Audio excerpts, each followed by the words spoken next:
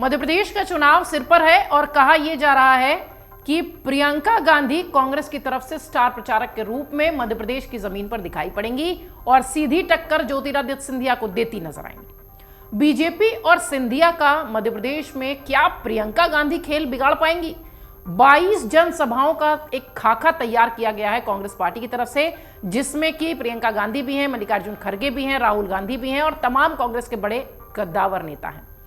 लेकिन जो बात हो रही है वो सीधे तौर पर यही हो रही है कि क्या ज्योतिरादित्य सिंधिया का खेल प्रियंका गांधी बिगाड़ पाएंगी, क्योंकि कांग्रेस ने जो ग्वालियर चंबल संभाग है, जो वो बेल्ट है, वहीं पर मजबूती से काम करना शुरू किया है। कांग्रेस के निशाने पर केंद्रीय मंत्री और ग्वालियर चंबल संभाग में प्रभाव रखने वाले ज्योतिरादित्य सिंधिया ही हैं। ज्योतिरादित्य सिंधिया की परेशानी यह है कि उनके पूरे प्रयास के बावजूद उनके खास समर्थकों ने बीजेपी छोड़ना शुरू कर दिया है। हाल ही में उनके बड़े जो समर्थक थे उन्होंने बीजेपी छोड़ी है। कांग्रेस पार्टी को 2018 के चुनाव में इस क्षेत्र में खासी सफलता मिली थी। 22 विधायक ज्योतिरादित्य सिंधिया के साथ पार्टी छोड़कर बीजेपी चले गए थे। अब इस बार कांग्रेस इसका राजनीतिक बदला लेना चाहेगी, जो कि आमतौर पर सियासत में होता है। खास बात यह है कि ग्वालियर चंबल संभाग में कांग्रेस को मजबूत बनाने और प्रचार के लिए कांग्रेस महासचिव प्रियंका गांधी ने भी खास योजना बनाई है। कांग्रेस मुख्यालय के सूत्र बताते हैं कि मध्य प्रदेश विधानसभा चुनाव में प्रियंका गांधी प्रचार की अहम जिम्मेदारी संभालेंगी, जो कि हमने इस वीडियो की शुरुआत में बताया। 22 जनसभाएं वो कर सकती हैं, ऐसी तैयारी है। हालांकि ज्योतिरादित्य सिंधिया को टारगेट करते हुए प्रियंका गांधी नजर आएंगी। इस तरीके की स्ट्रैटेजी पर अभी तक कांग्रेस के किसी नेता ने कुछ नहीं कहा है, लेकिन हाँ, चुनाव की तैयारियां ये बता रही हैं कि ग्वालियर चंबल संभाग में ज्योतिरादित्य सिंधिया को कांटे का मुकाबला या यूं कहें कि बड़ी टक्कर देती प्रियंका गांधी नजर आएंगी। कर्नाटक विधानसभा चुनाव प्रचार में कांग्रेस ने अपने महासचिव को अपनाया था और पार्टी को उम्मीद है कि मध्य प्रदेश में भी वो गेम चेंजर साबित होंगी। बात प्रियंका गांधी की कर रहे हैं। आपको बता दें कि मध्य प्रदेश के पूर्व मुख्यमंत्री कमलनाथ ने भी प्रियंका के प्रचार पर खासा जोर दिया है। मध्य प्रदेश विधानसभा में नेता प्रतिपक्ष गोविंद सिंह ने लगातार सिंधिया के लिए चुनौती पैदा कर रखी है। सिंधिया के सामने एक बड़ी चुनौती और है। समझा जा रहा है कि यह चुनौती अपने समर्थकों को टिकट दिलाने की है। हालांकि जो पहली लिस्ट जारी हुई उसमें सिंधिया समर्थक निराश ही दिखे और इसलिए भी शायद 3 बड़े नेता, 3 बड़े विधायक कांग्रेस में वापसी करते दिखाई पड़े। इसको ऐसे भी कह सकते हैं कि सिंधिया का साथ छोड़ते दिखाई पड़े।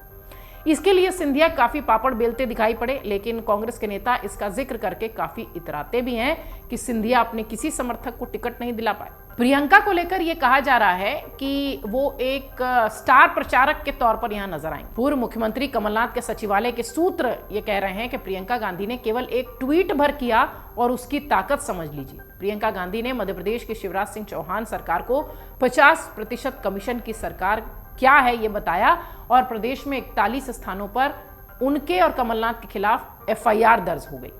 ये प्राथमिकी मध्य प्रदेश के कांग्रेस नेता अरुण यादव के खिलाफ भी दर्ज हुई है। अरुण यादव कहते हैं कि दरअसल शिवराज सरकार के कामकाज भ्रष्टाचार से जनता ऊब चुकी है। ये बीजेपी और उसके नेताओं की बौखलाहट दर्शा रही है कि इतनी एफआईआर की गई है। अरुण यादव कहते हैं कि इस बार के चुनाव में जनता के फैसले की आशंका अभी से सत्ता पक्ष को डराने लगी है। प्रियंका गांधी पर एफआईआर को लेकर उनके पति रॉबर्ट वाड्रा ने भी प्रतिक्रिया दी थी। रॉबर्ट वाड्रा के अनुसार प्रियंका गांधी कर्नाटक विधानसभा चुनाव में गेम चेंजर साबित हुई थी और मध्य प्रदेश में भी वो कांग्रेस के पक्ष में बड़ा प्रचार करने जा रही है। वाड्रा कहते दिखाई पड़े थे कि बीजेपी नेताओं के चेहरे पर इसकी घबराहट अभी से दिखने लगी है। हालांकि ये सारी बातें चुनाव से पहले कही जा रही हैं। तस्वीर क्या होगी, जनता जनार्दन किसके साथ होगी, ये देखने वाली बात होगी।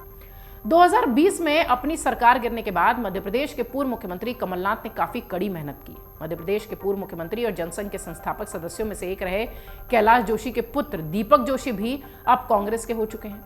दतिया के पूर्व विधायक राधेलाल बघेल भी जोशी के साथ पहले ही कांग्रेसी हो चुके हैं। भोपाल के कांग्रेस के नेता दावा कर रहे हैं कि चुनाव की तारीख नजदीक आने दीजिए, बीजेपी में भगदड़ मचनी शुरू हो जाएगी। तमाम बीजेपी के नेता कांग्रेस के नेताओं के संपर्क में हैं। बताते हैं कि सिंधिया गुट के कई ऐसे नेता हैं जो कांग्रेस के नेताओं से पार्टी में वापसी करने के लिए संपर्क कर रहे हैं और उसमें से 2 तो जा भी चुके हैं और एक के लिए बहुत जोर लगाया जा रहा है कि ये भी जो है जाते दिखाई पड़ेंगे।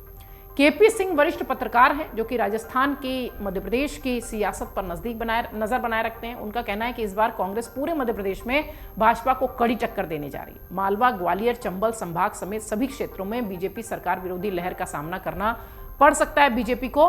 हालांकि मजबूती के साथ बीजेपी भी मैदान में है, लेकिन ग्वालियर चंबल संभाग की चर्चा इसलिए भी हो रही है क्योंकि ऐसा माना जा रहा है कि ज्योतिरादित्य सिंधिया का खेल बिगाड़ती, या यूं कहें कि ज्योतिरादित्य सिंधिया के सामने प्रियंका गांधी यहां पर चुनाव प्रचार करती दिखाई पड़ेंगी, जिससे कि यह स्पष्ट है कि प्रियंका गांधी पुराने जो कांग्रेसी हैं महाराज, उनके ऊपर हमलावर भी दिखाई पड़ेंगी। और कांग्रेस ने जो एक स्ट्रैटेजी बनाई है उसमें ज्योतिरादित्य सिंधिया हमला करने के लिहाज से वही सबसे सामने दिखाई पड़ेंगे।